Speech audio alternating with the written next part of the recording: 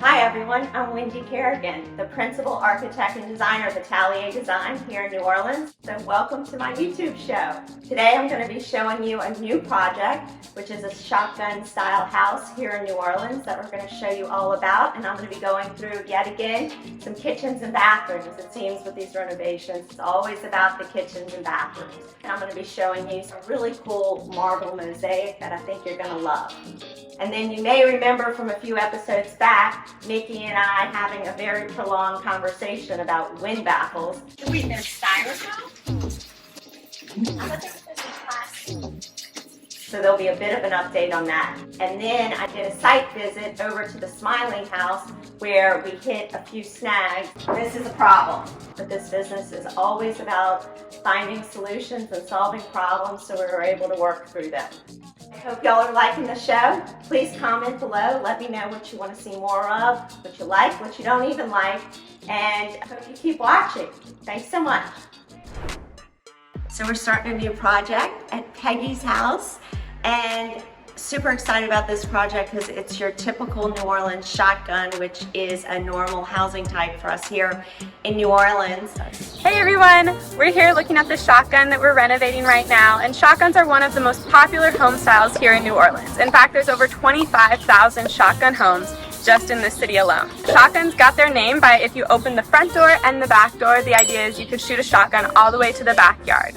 They're set up so that there's private space on one side and then communal space on the other. This allows for more space and better circulation, particularly in this hot climate. They originated over 200 years ago as a worker's cottage, and since then there's been many additions such as the porch, a double shotgun, or a camelback shotgun. This was originally would have been a double shotgun, so you had one set of 4 bays going this way, and then on this side of the house you had another set of 4 bays going this way, and there would have been another door right here. And these shotguns have been converted over the years to a lot of different floor plans. So we're leaving a lot of things similar in this one, but also renovating it to make it a little different too and make it work better for Peggy. So I'm gonna walk you through that renovation. This area is gonna be a guest bedroom, which we're gonna access by taking this door out, but we're going to create 2 openings on either side of this fireplace and create a hall back through here, and then that's going to be a bathroom that is shared. That bathroom looks like this.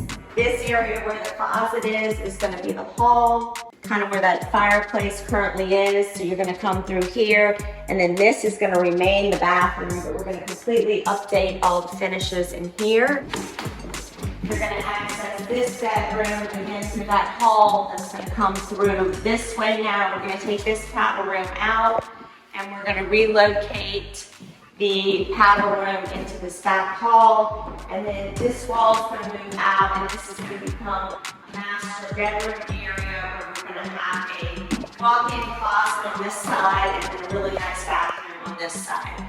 So, looking forward to getting started. We'll be filming some demo in just a couple of days.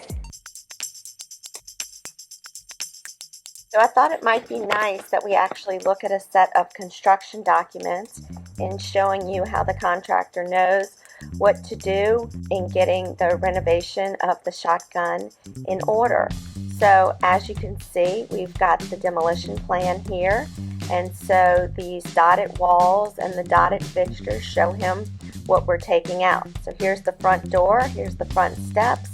Coming up, we're removing this door, we're removing a piece of wall here, we're removing the entire existing kitchen, we're taking out this piece of the bathroom, leaving the tub, and then we're taking out this whole rear piece of the house and all the fixtures there to reconfigure it. And then the plan above shows them all the notes and what we're actually going to do. So as you can see, we're going to come in through the foyer, come in through another little living room, and then here's our kitchen right here. This is a back little den area. We've created the 2 openings here and here. You get into the bathroom here for this bedroom and this bedroom. So it creates a nice little hallway with the bathroom off the hall. Then this is the master bedroom area where we've got a bigger bathroom, a big walk-in closet, and then going back into her backyard, we've got the powder room. And then this is going to become a little stackable laundry area. So for the more fun stuff, we can see what the kitchen's going to start looking like. Again, since this is a house that you have to walk through all the rooms, you can see we've got a bank of cabinets here, a bank of cabinets here, and a very thin little island. So my idea for the kitchen island is that we are going to put a beadboard finish on it, which goes with the style of the house. And so the front of it has these little vertical slats, and you can see that here in this picture.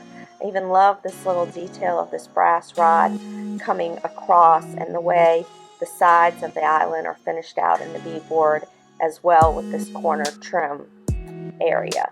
And then on the pantry side, this is a long pantry right here with the refrigerator. My idea for that is to make it look like an old school cupboard and put some glass in the cabinets. So I've put this picture on the plans for the contractor, as well as drawn what that cupboard should look like here. So you can see this is a taller pantry piece.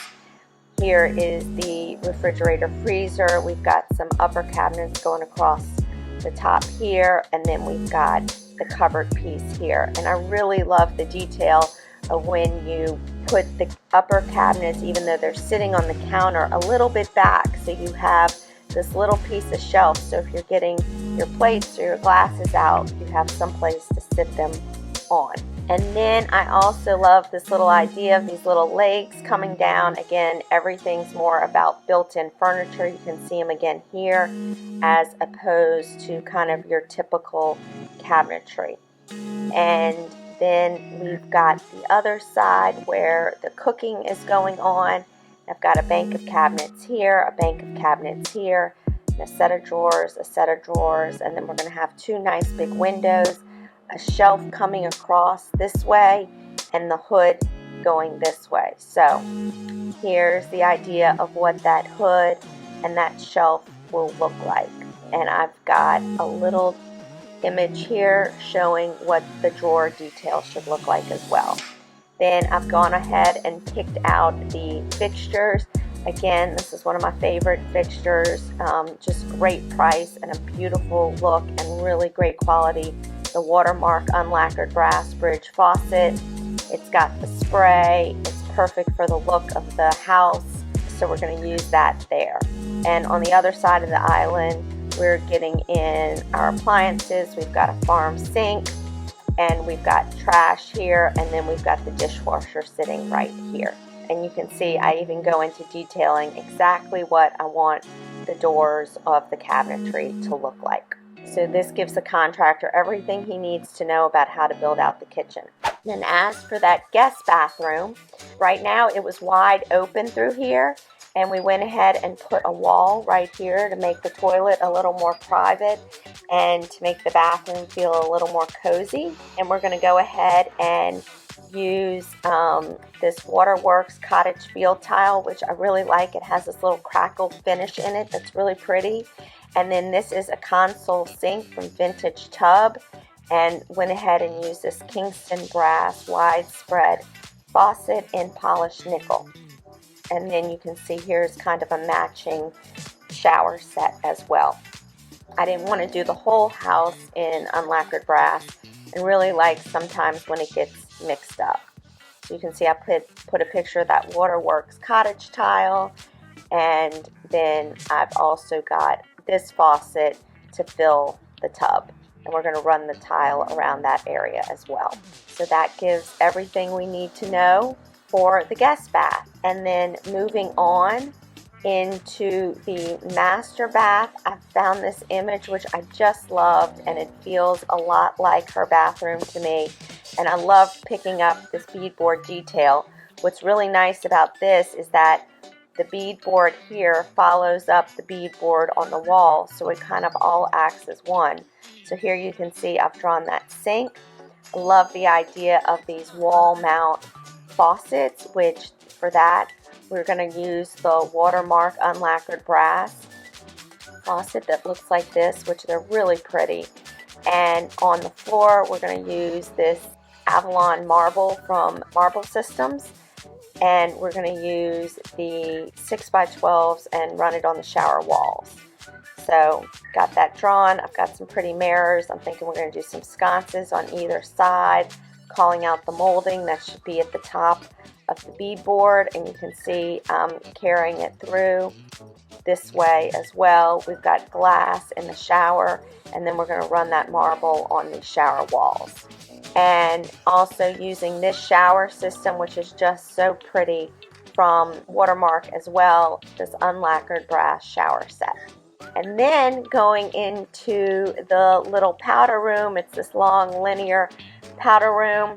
I decided to go ahead and call for a 6-inch horizontal shiplap on the walls, which gives the walls some protection. And we are gonna then use this sink from Watermark, which is super fun, and this fixture, which I've showed y'all before, the unlacquered brass version of it. But again, I just love the styling, and the sink is just kind of an all-in-one. I don't have to put a separate backsplash or anything else. And then this is a little crazy and a little fun, but this tile is actually called Nola, which is what we call New Orleans, Louisiana.